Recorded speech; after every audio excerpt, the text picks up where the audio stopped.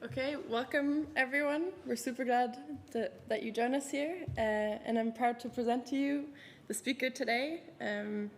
He studied in Oxford and worked at the World Bank and has been in this international development space for more than 5 years as a data scientist. And in the recent year, he's been working at GiveDirectly also as a data scientist. So give a warm round of applause for Lucio Melito.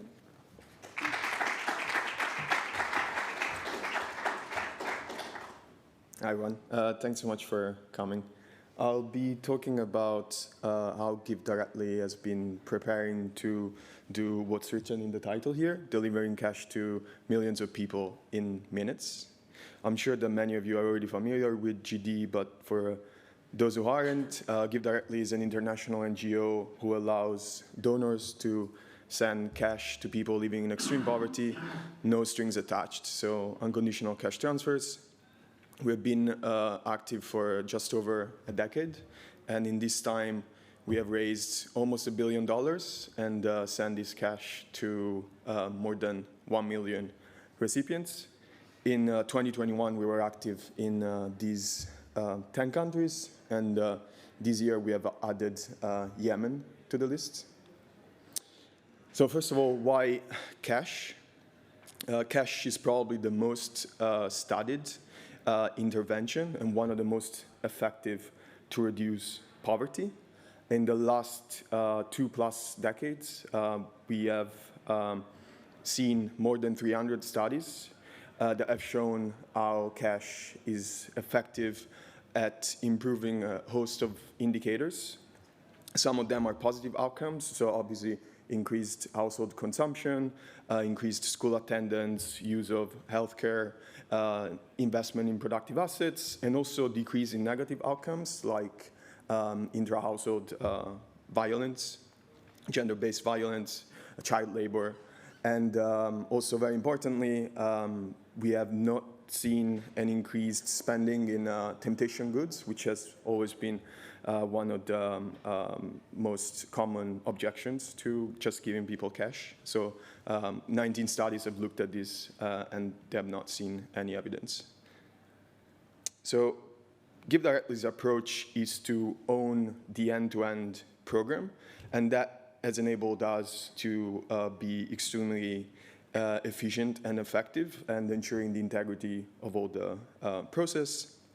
So if you peeked under the hood of one of GiveDirectly traditional programs, you would see these 7 steps. First one is design, so deciding the cash transfer size, the frequency and cadence of these transfers, eligibility criteria, and geography, where to work, and so on. Once these eligibility criteria have been set, then we also need to identify the recipients, so this is the targeting step. Then we need to enroll recipients. This might sound strange to you, but actually initially when we started working, it was quite common for people not to want to take part in our program because it sounded too good to be true. They were suspicious. We still have an enrollment process or an enrollment step where we gather some information on recipients and things like mobile phone numbers, because we always pay people through mobile money. After this enrollment step and before giving people their first transfer, we also run some audit checks. So we sample some households and we make sure that they haven't had any problems so far. Everything is going smoothly. Then there's payment, so step number 5 in this picture. As I said, it's always been remote and digital. And in fact, the fundamental technological innovation that has enabled GiveDirectly to get started 12 years ago is mobile money in sub-Saharan Africa, which is now extremely widespread, so we don't have to carry physical cash around, which will make our job very difficult. After the first transfers, we also run multiple checks to make sure that people have gotten their money, that have been able to withdraw it without any problems. There hasn't been any fraud of any kind. And then step number 7 is evaluating our programs. So we have actually run 19 randomized control trials that have evaluated all sorts of indicators, some of which I've shown before. And we continue to study our programs because we're always experimenting, as you will see, with new ways to deliver cash. So of these 7 steps, the 3 that are really crucial operationally are targeting, enrollment, and payment. As I said, payment has always been digital and remote, but traditionally targeting and enrolling has been in person. So we have had to send field officers to villages that we wanted to enroll, to identify recipients and then enroll them. And finally, our programs are very efficient. So on average, we send 90 cents of every dollar that we raise to recipients. Now, fast forward to 2020, and obviously the pandemic strikes, and this affects every country on earth, of course, but in particular people living in extreme poverty. Here you can see a picture of the number of people living in extreme poverty, which had been going down for the last 2+ decades. But because of the pandemic, that downward trajectory was reversed for the first time in a long time. And so we wanted to respond to these crises, but to do it so as efficiently, as successfully as possible, we wanted an intervention, a model that would be very scalable, that would be very precise, and that would also allow us to work remotely since we couldn't reach these communities in person. And luckily for us, the previous 5 years had seen some very promising and interesting technological advancements, especially in the area of targeting. The 2 most important ones being the use of satellite imagery to predict poverty, and the other one, the finding that people that of different wealth levels use their mobile phones differently, and which is very useful for us because mobile phones are actually very widespread, even sub-Saharan Africa, even in rural communities. So this leaves some potentially useful data for us to leverage. So to go into more detail, this is how satellite-based targeting works. I don't know if you're familiar with machine learning, but in general, we are interested in predicting an indicator of interest, in this case, poverty, and we have some data that we think might be useful for this prediction task. So we feed these data plus some ground truth data to a machine learning model that then learns how to perform this task. In this case, you might intuitively grasp how information that's encoded in satellite imagery could be predictive of wealth. Things like the type of roof of houses, the presence or absence of cars, or the quality of roads are all very predictive of wealth. And so a machine learning model can learn to automatically extract these features from images and then spit out some predictions. So, you know, deep learning models might kill us in a few years, but until then, they're quite useful for other purposes. And then phone-based targeting, also very useful. And again, here you can grasp intuitively how this might work. Obviously, wealthier people might make more phone calls, but there are also like very interesting patterns that are less obvious, like the structure of social networks of people are very predictive of their wealth, or the way they move around. For example, we might actually be able to predict whether someone owns a motorcycle based on their movement patterns, and this in turn is predictive of wealth. And here you can see there's actually a fair amount of research on this subject, and depending on the context, the country, 40 to 50% of variation in wealth is explained by mobile phone usage patterns. So R squared between 0.4 and 0.5.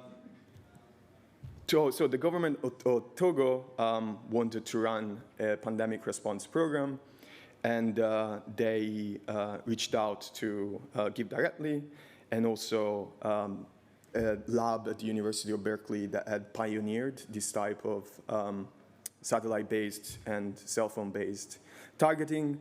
And we also raised $10 million from Google.org, the World Bank, and TED Audacious to run this pandemic response program that would use these data sources for the first time. This is how the program worked. So before I mentioned 3 steps that are crucial operationally: targeting, enrollment, and payment.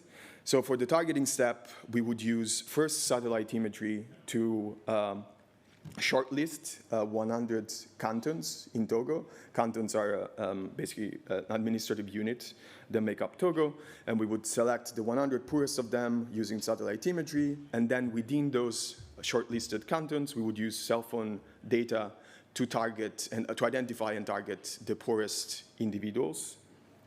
And their corresponding cell phone numbers would be whitelisted. Now, the second step, which traditionally has been enrolling people in person, would also become remote. So to do that, we would run radio advertisements in the selected cantons that would invite people to try and enroll into the program and also provide them some information. And so they, for example, would type *855# into their phone using USSD, which is like a legacy system that provides a means for people to give us some information. So they would type these digits into their phone, provide us with their ID number, and then automatically in our backend, we would check what their wealth prediction was. So, and if it was below a certain threshold, you can think of it as like the classic $1.90 threshold for extreme poverty, then they would automatically qualify for the program, and they would be instantly paid on their mobile money wallet. So now all the 3 steps remote, and we don't need to be in person to reach people, and we can also scale these much faster, much more rapidly than we have ever been able to. So here you can see 2 phases of enrollment that we had, and how the number of people reached jumped incredibly fast every time. So we were able to reach 140,000 individuals in a matter of weeks, which is something that we had never done before. You could see from the first slide that we have reached 1.2 million in 10 years. In that case, 140,000 in a matter of weeks. It's a massive improvement in our capacity to deliver cash. Also, this is what the program's accuracy looked like. The precise figures are not important, but basically the government of Togo was already planning, as I said, to run this cash response program, and they already had some data, some voter registry database of almost the entire citizenship that had some occupational information attached to every individual, and so they were thinking to target people based on their occupation. Some occupations had been hit by the pandemic particularly hard, and also some occupations are generally associated with people that are poorer, and so they were thinking to do the targeting based on these data.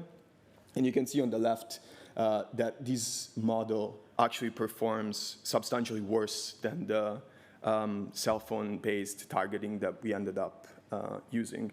So we were able to improve on the alternative substantially using this data set, and we were also able to do so without discriminating. So these are like some measures of fairness. So we wanted to make sure that that the algorithm wasn't performing worse for a certain group. For example, we tested it for gender and ethnicity, and everything looked perfectly fine. So this research was published as a front cover of Nature in March. So I would invite you to read the paper if you're interested to learn more. There are a lot of course, details that I've skipped over now during the presentation that are also very fascinating to read. After the work in Togo that happened in the first half of 2021. We also run a similar fully remote program in Congo, in DRC, specifically in the city of Kinshasa. So this was an urban response program. And I'm going to show you now a video of the following days after we ran the program.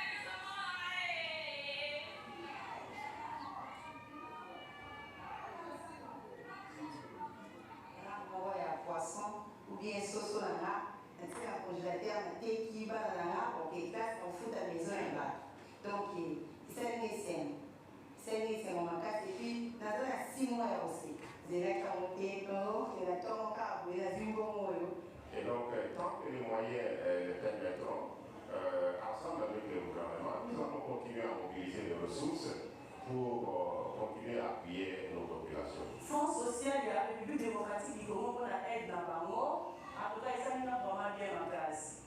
Et ça n'a très bien passé, ça a bien fait, et puis aider vraiment la CPD.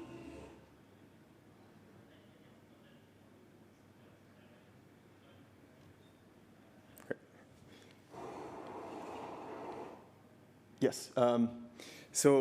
This was a slightly different program than the one in Togo I just talked about because we didn't do individual level targeting. We didn't get predictions for individuals, but instead used satellite imagery and other data sets to identify the poorest neighborhoods of Kinshasa. And then we used mobile phone data to link individuals to these areas. Finally, we sent basically trucks with music and flyers in these neighborhoods and invited people to enroll. And those that were deemed eligible based on their location would get $25 for 6 months. And so we were able to reach, 13,000 people in 36 hours, but actually we went up to 50,000 in a matter of days. And this was a program done in partnership with, again, the World Bank and the Fonds Social, which is a social protection agency of DRC. It's not moving anymore. So where do we go from here? The title of the talk was How to Deliver Cash to Millions in Minutes. You might have noticed that we haven't done that yet. But we do think that we have found a model that could get us to that stage. So this is something that we think is particularly valuable in moments of crisis when it's extremely important to reach as many people as possible, as quickly as possible, especially, for example, during natural disasters. You could imagine a flood striking a certain area, and right now the status quo is to send aid in a matter of weeks, actually, normally, hardly ever days. But with this infrastructure in place, we could send cash to people in a matter of minutes. It's very feasible. And in fact, we could even go a step further and do some anticipatory action programs. So we're trying to pilot something like this at the start of next year in Mozambique, where the idea is to get flood forecasts from one of our partners. And then if we think that the flood is very likely to strike an area, we would send cash to the individuals living there so that they could leave and save their families and their assets. And there's actually some very early evidence that this is a very effective intervention, as you would imagine. So our vision is to transform the delivery of cash globally. And to do this, we are now partnering with governments, regulators, telecom operators to pre-position ourselves in all these areas to be able to deliver cash when the needs arise. To do so, we have three things that we're doing right now. We're developing and improving the targeting methodologies that I've mentioned in my talk. We are already starting to set up automated enrollment and payment systems in these different countries. And then we're also continuing to be a thought leader in the field by disseminating our research, publishing open source code related to our programs, and continuing to do rigorous evaluations of everything we do. So if you want to learn more about GD, I would advise you to, first of all, go to our newly revamped donation experience. Also, you can sign up for the newsletter and get frequent updates on what we're up to. And also, we have a Cash Research Explorer where we are cataloging all the 300+ studies on cash that have ever been published, also the ones that have negative results, of course. And so you can explore all the evidence behind cash further. We're also hiring for a lot of roles. I would highlight a few here, especially a Chief Technology Officer, our first, a Director of Technical Program Management. We have several software engineering positions, VP of Business Development, some country directors in Liberia and Nigeria, and others. So it's everything. Everything is on our website, GiveDirectly.org/jobs. And if you have any questions, feel free to email me at that address there. I'm also going to have office hours afterwards on the second floor, I think. Thank you.